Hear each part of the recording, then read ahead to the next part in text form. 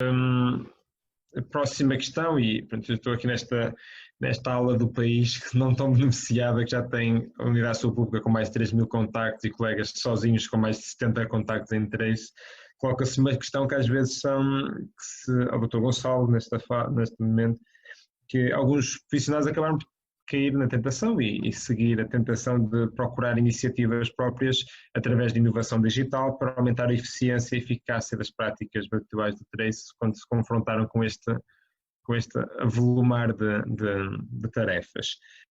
E a questão que lhe colocámos era se seria desejável um call center nacional com funcionamento externo às OSFs ou CSPs, encaminhasse para as equipas de saúde da família algumas situações triadas, ou se isto ainda ia criar mais entropia e tornava o processo ainda mais complexo?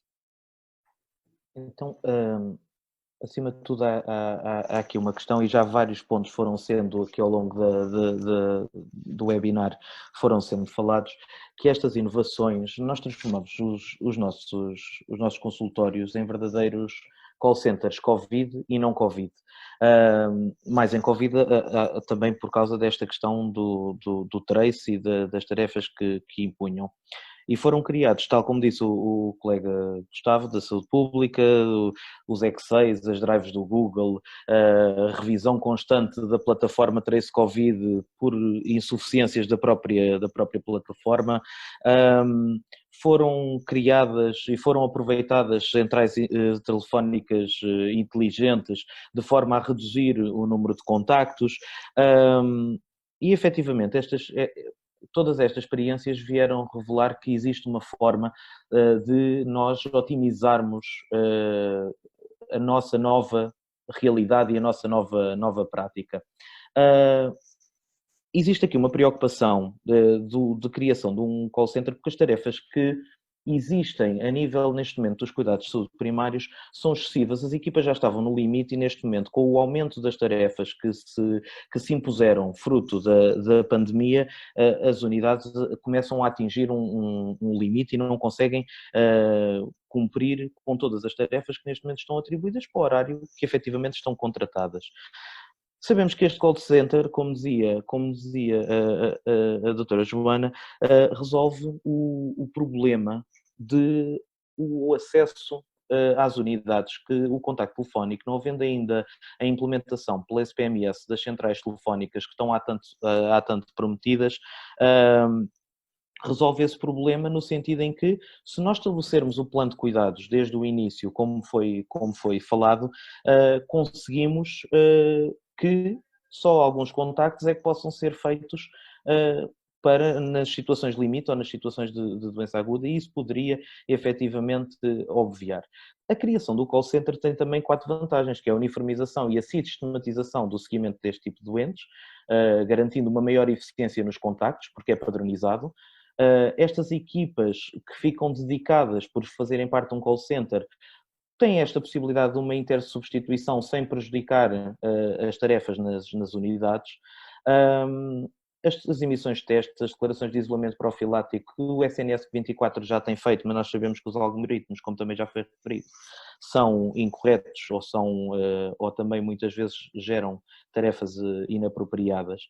Mas, acima de tudo, eu acho que esta ideia poderia ser acarinhada pelo alívio substancial da carga de trabalho que poderia dar às unidades, gerada pelo seguimento destes utentes. Se é incluído na saúde 24, sabemos que tem insuficiências. Fica um call center à parte, também teria que se criar um call center novo. Isso são questões depois organizativas que ficaria para pensar depois qual é que seria a forma de implementação. Mas a minha resposta à pergunta é sim. Muito obrigado. Diana, vamos passar à pergunta seguinte. Existe a percepção de que o desperdício diário de milhares de horas e o desgaste anímico dos profissionais poderiam ser evitados por intervenções digitais inteligentes, nomeadamente, por exemplo, a inteligência artificial, incluindo então o recurso a este tipo de dispositivos. Aqui a pergunta é para o Dr. Ivo Reis. Que automatismos beneficiariam a comunicação de Trace Covid e SINAV bem como avisos ou alertas automáticos para os médicos de família sobre os utentes das suas listas a requererem atenção imediata. Muito obrigada, Dr. Ivo. Dizer que, de facto, falar de inteligência artificial e trace Covid na mesma linha é um erro histórico, porque não é inteligente e é apenas uma base de dados. Isto é o trace Covid. E como qualquer base de dados que não se pode publicar num trabalho de investigação, também o trace Covid de nada nos serve, porque não é um sistema de informação. Ou seja, um sistema informático sem geração de processos automáticos ou de garante de processos de controle de qualidade, não é um sistema informático, é uma nulidade. É, no fundo, o papel passado a um monitor que tem luz. E é isto que é o trace Covid.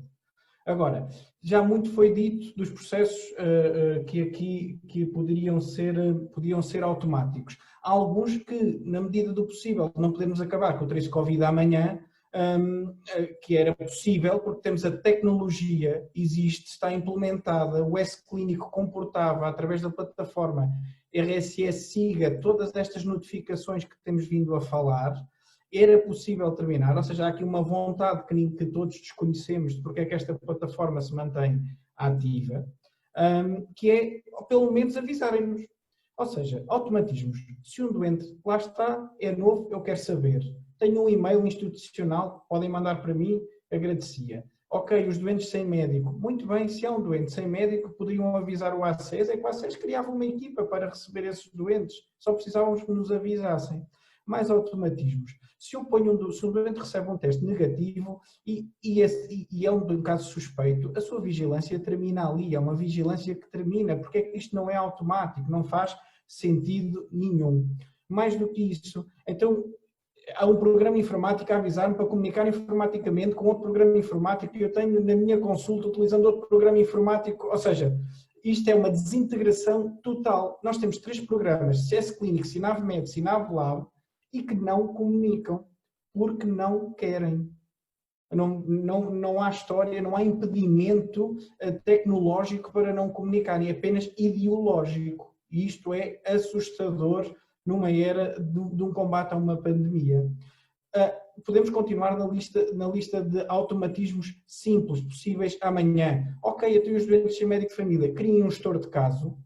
Ou seja, eu estou a ver o doente pela primeira vez e atribuo-lhe um gestor de caso. E esse gestor de caso, quando entra na janela do seu ambiente de trabalho, tem a seu cargo os seus 10 doentes que estão a seu cargo. Doentes esses que até podem comunicar e ser sinalizados dentro do próprio programa. Se eu estou à espera que um doente vá à consulta da enfermagem, depois venha para mim e ele passa de verde, amarelo e vermelho, não há uma luz roxa que possa acender quando é um doente do trace Covid?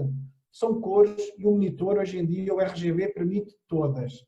Já não temos monitores que não são a cores. Ou seja, o que há aqui na falta de processos automatismos nem é falta de inteligência, nem é falta de sugestões.